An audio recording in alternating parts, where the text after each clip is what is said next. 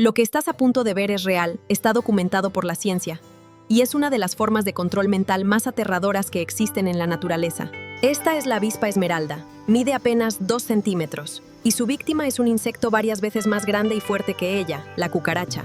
Pero esta avispa no necesita superarlo en fuerza, porque su arma no ataca el cuerpo de la cucaracha, ataca su mente.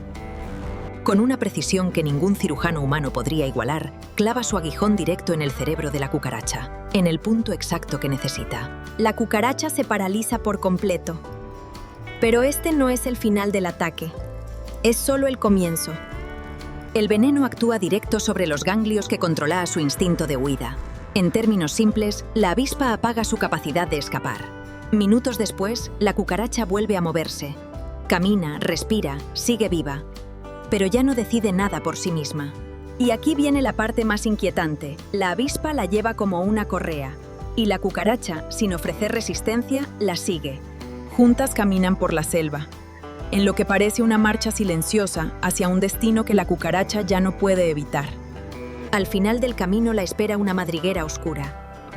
Y lo que va a pasar ahí dentro es todavía más difícil de creer.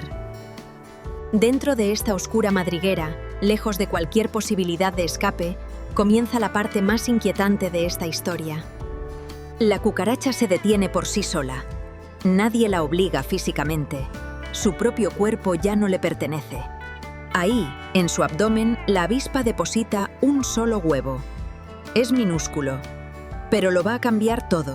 Después, la avispa hace algo todavía más calculado. Sella la entrada de la madriguera con tierra, dejando a la cucaracha completamente atrapada con su futuro asesino. Los días pasan, y dentro de esa oscuridad, algo empieza a moverse. El huevo está a punto de eclosionar. La larva nace y comienza a alimentarse del interior de la cucaracha. Con asombrosa precisión, evita los órganos que la mantienen con vida.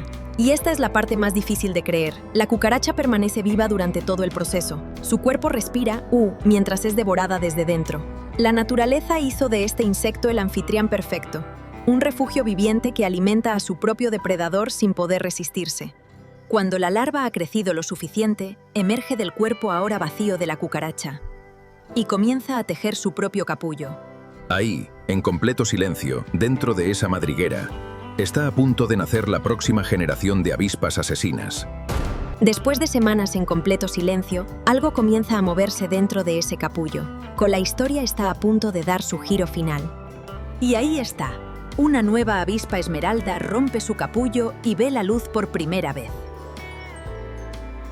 Extiende sus alas por primera vez, completamente ajena a la forma en que llegó hasta aquí. Se abre paso a través de la tierra, hacia la superficie, hacia la luz del día.